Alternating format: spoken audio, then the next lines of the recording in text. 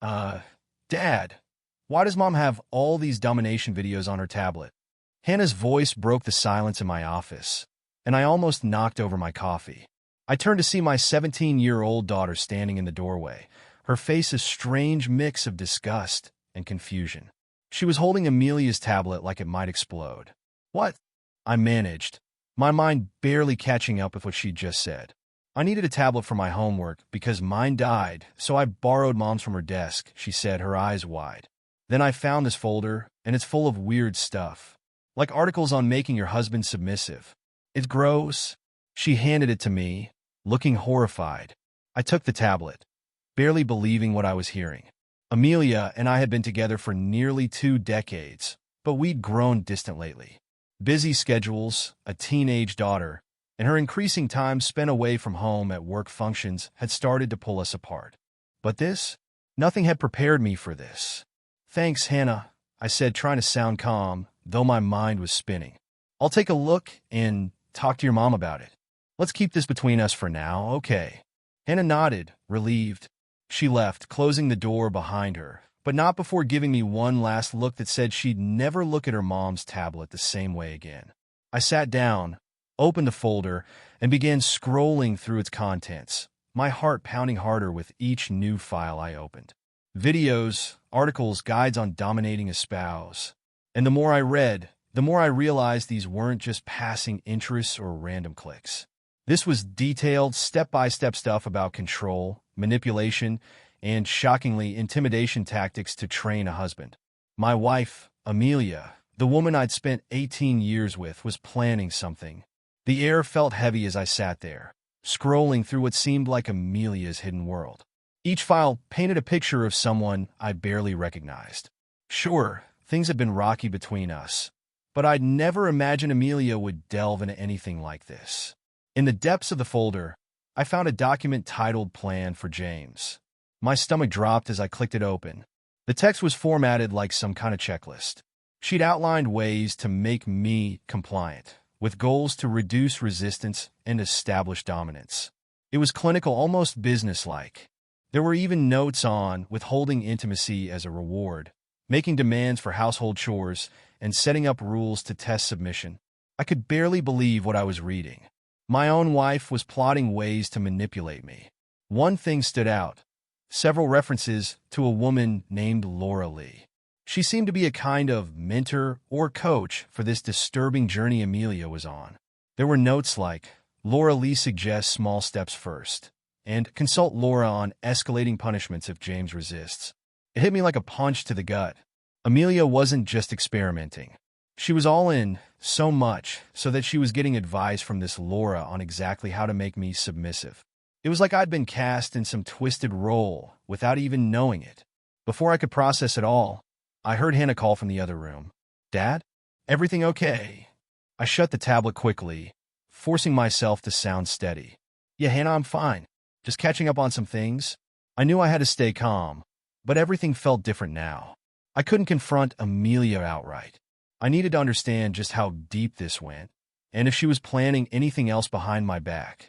I couldn't sleep that night. Every time I closed my eyes, the words from that file flashed behind my eyelids. Submission, withhold intimacy, escalate punishments. I'd known Amelia was changing, that there was something pulling her away from me.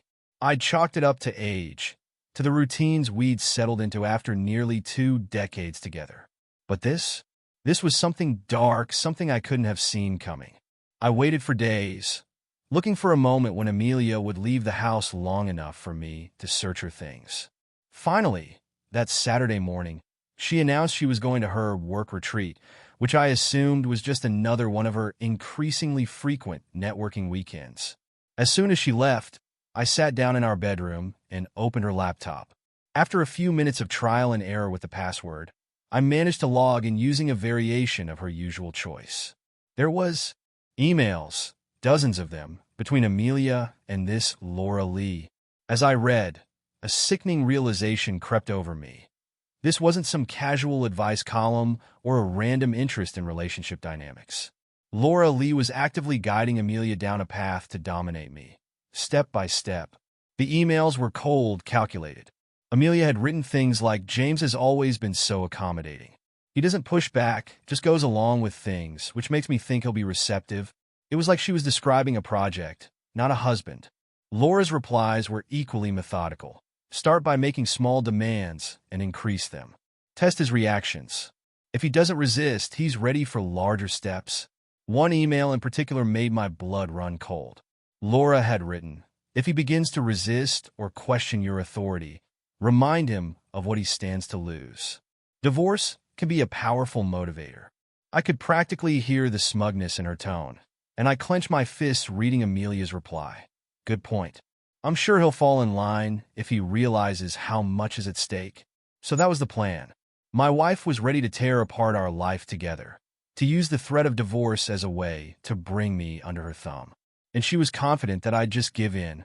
The thought might have made me laugh if it hadn't stung so badly. She truly believed I'd let her turn me into some kind of obedient puppet, all to avoid the hassle and humiliation of a split.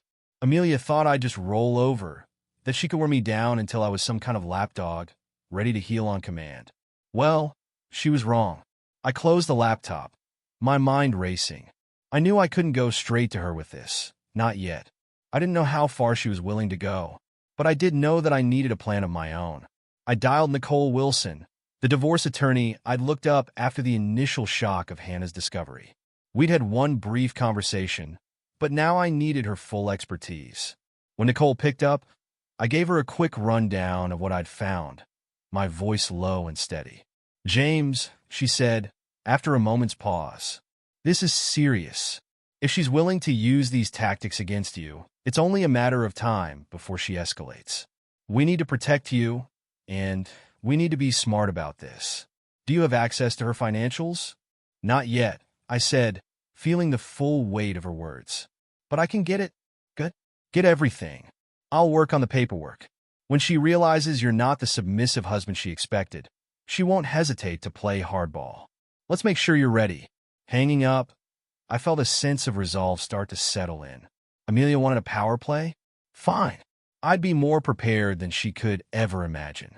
I spent the next few days gathering everything I could. Every evening, I'd wait for Amelia to head to bed early, which she'd started doing a lot lately, claiming she needed rest after a long day. Once the house was quiet, I'd combed through our shared financials, her business accounts, and any email she hadn't thought to hide. I kept meticulous notes, filing away every detail for Nicole.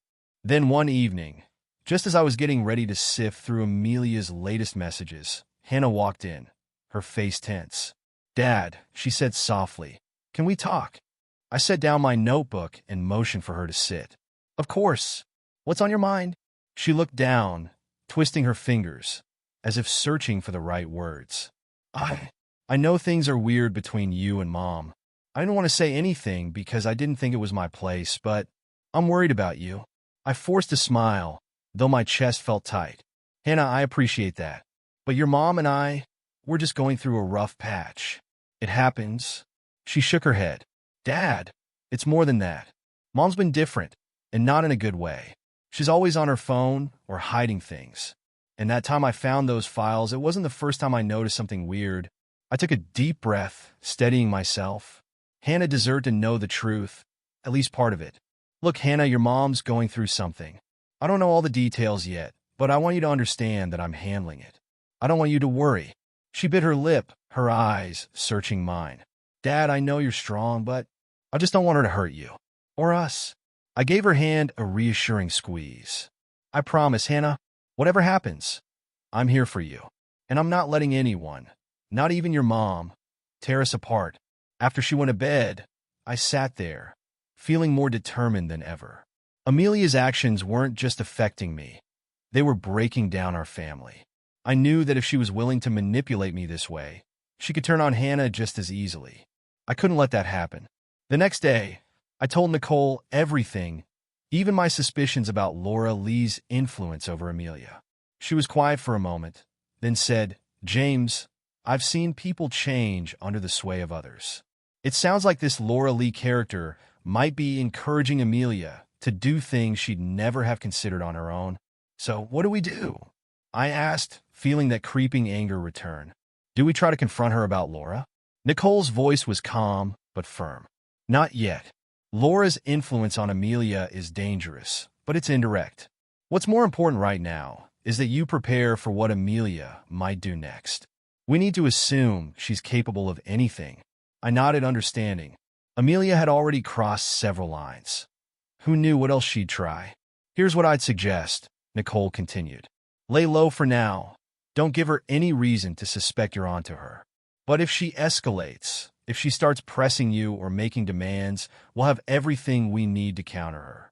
And James, be ready for anything. I left Nicole's office that day with a strange sense of clarity. It was as if I'd stepped out of a fog and could see things for what they really were. I'd been the quiet, dependable husband for too long, and Amelia had mistaken that kindness for weakness. But I was done playing that role. If Amelia wanted a power struggle, she was about to get one.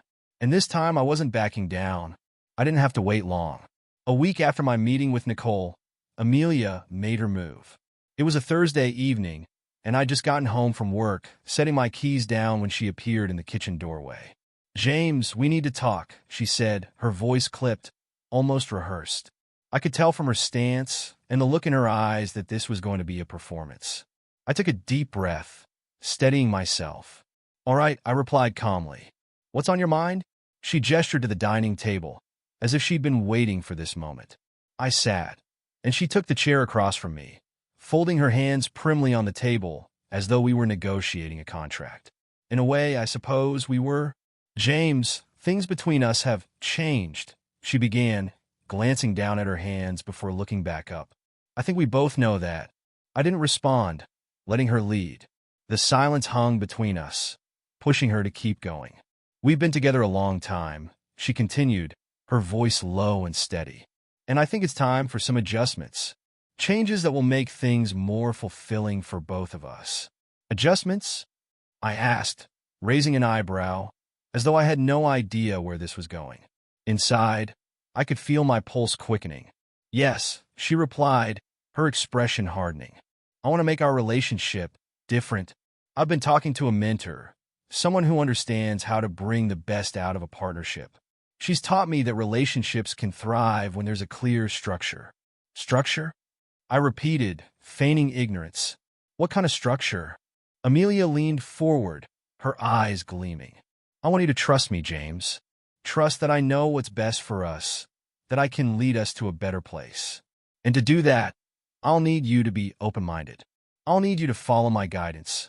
She paused, gauging my reaction, as if waiting for me to object. But I stayed silent, so she continued, emboldened. I'm going to start setting some ground rules, she said. Nothing extreme, just a few adjustments in how we relate to each other. For example, I'll be taking on more control of our day-to-day decisions. I think you'll find it liberating, honestly. No more stress, no more responsibility. I gave a small nod, encouraging her to go on. I needed her to lay it all out, to show me just how far she was willing to push this. And to start, she said, reaching in her purse, I have something for you. She pulled out a small, wrapped package and slid it across the table. I looked at it, feigning curiosity as I unwrapped it. Inside was a small silver lock, a chastity cage. I'd seen enough of the material on her tablet to recognize exactly what it was. I kept my face blank, raising an eyebrow. What's this for? This, she said, her tone forceful, is a symbol. You'll wear it, and I'll hold the key. It's a sign of trust, a sign of commitment to this new phase of our marriage. And you'll wear it willingly. I could tell she was expecting some kind of reaction, maybe even resistance. She looked almost excited, as if she were anticipating a power struggle. But I wasn't going to give her that satisfaction. Not yet. I held up the cage, inspecting it, then set it back down on the table with a calm expression. Is that all? Her composure faltered for a split second. Well, yes, she said, regaining her composure. For now. But I need you to understand, James. I need you to be willing to follow my lead. And if you can't, there will be consequences. I tilted my head, keeping my voice neutral. Consequences? She straightened up, her tone colder now. If you can't commit to this new structure, then I'll have no choice but to reevaluate our marriage. And that might mean separation, maybe even divorce. I let her words settle in the air, nodding slowly. I see.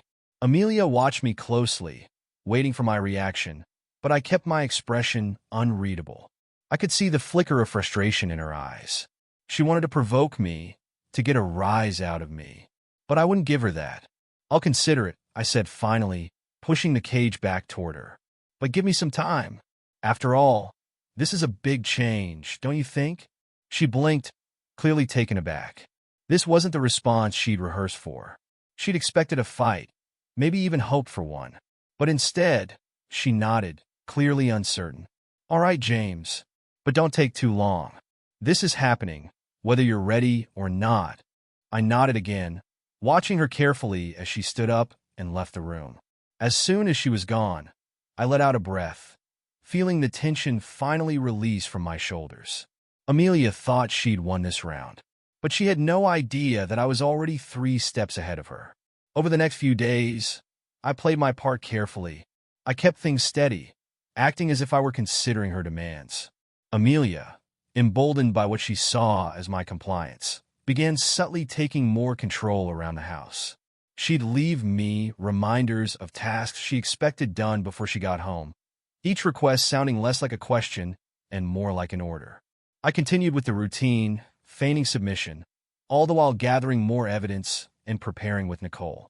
Every email I found, every controlling demand she made, every small test she threw my way, I recorded it all.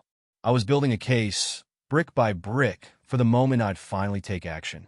Then one day, an email arrived in Amelia's inbox that changed everything. It was from Laura Lee, her so-called mentor. The subject line read, "Next steps for James." My stomach twisted as I clicked it open.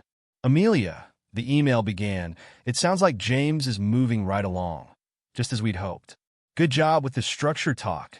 He may seem resistant now, but the key is persistence. Keep escalating small demands, withholding what he wants, and soon he'll see you as the authority he respects and relies on. By now, he should know you're serious.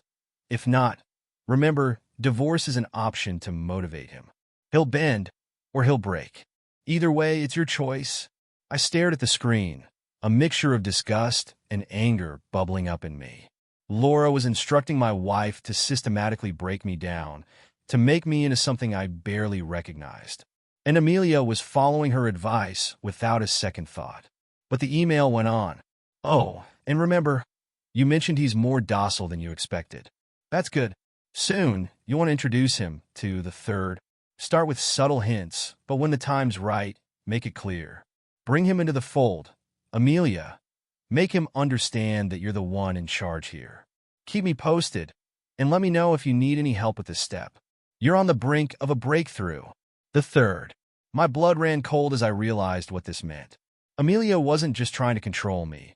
She wanted to bring someone else into our marriage, some kind of bull, as I'd seen in those disturbing documents on her tablet. This wasn't about improving our relationship. It was about her taking complete control, turning me into a spectator in my own life. I knew I couldn't wait any longer. It was time to set things in motion. The next morning, I called Nicole and arranged a final meeting to go over our strategy. We'd already gathered enough evidence to make a strong case, but now, with this email, we had the proof of her true intentions. It was no longer about a simple power struggle. This was a full-scale manipulation, designed to wear me down until I had no choice but to comply.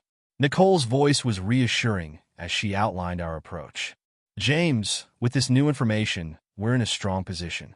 But be ready. She's going to react badly when you don't bend to her demands. Play along just a little longer, and when the time is right, we'll strike." By the time I left her office, I felt a strange calm settle over me. I knew the plan, and I was ready to see it through. Amelia had mistaken my patience for weakness, my kindness for obedience. But now, she was about to see a side of me she'd never expected. On Friday evening, she called me into the living room. She was sitting there, hands folded, a smug smile on her face. "James," she began, her tone sickeningly sweet, "tonight, we're going to have a guest. Someone special, someone I think you'll learn to respect. I've arranged for you to meet him." And remember, her eyes sparkled with confidence. This is happening whether you're ready or not. I nodded, keeping my face neutral, hiding the anger simmering beneath. This was her big reveal, the culmination of everything she'd planned. She thought I'd crumble, given to her authority and the third she'd chosen. But tonight, it wouldn't be me on the losing side. I played along, acting as though I was willing to accept her demands. Inwardly, I was watching every move, every smirk, every condescending glance she gave me. It was almost as if she believed I'd been waiting my entire life to be pushed into submission. But tonight, I was ready. Around 8, there was a knock at the door. Amelia stood, her eyes flicking to me with a smug, almost triumphant expression. "Answer it," she instructed, crossing her arms. I opened the door to find a man standing there, wearing an expensive suit and an overly confident smile. He extended a hand, one that I didn't take. "James," he said with a smirk. "I'm Kyle. Amelia told me a lot about you." I just nodded, stepping aside so he could come in. Amelia, her face lit with pride, welcomed him like he was some kind of guest of honor. I sat back on the couch, feigning calm, while they chatted openly in front of me, practically ignoring me as they exchanged knowing looks and inside jokes. It was as if I was already a ghost in my own house. At one point, Amelia turned to me. "James, why don't you pour us some wine?" I got up without a word, but as I stood there in the kitchen, pouring wine I had no intention of serving, I took a deep breath and reminded myself of the plan.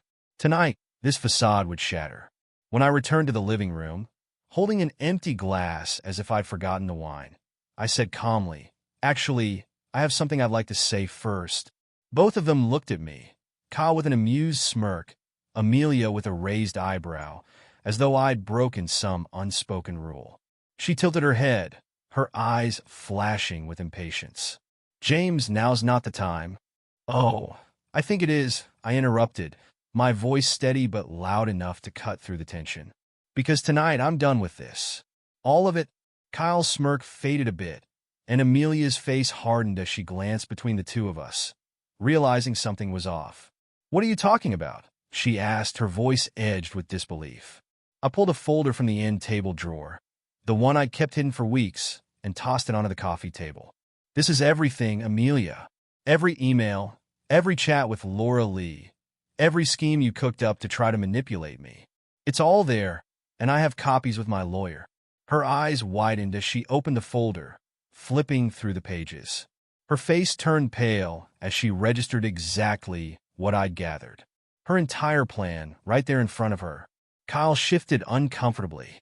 "What is this?" he muttered, looking at Amelia, who was momentarily speechless.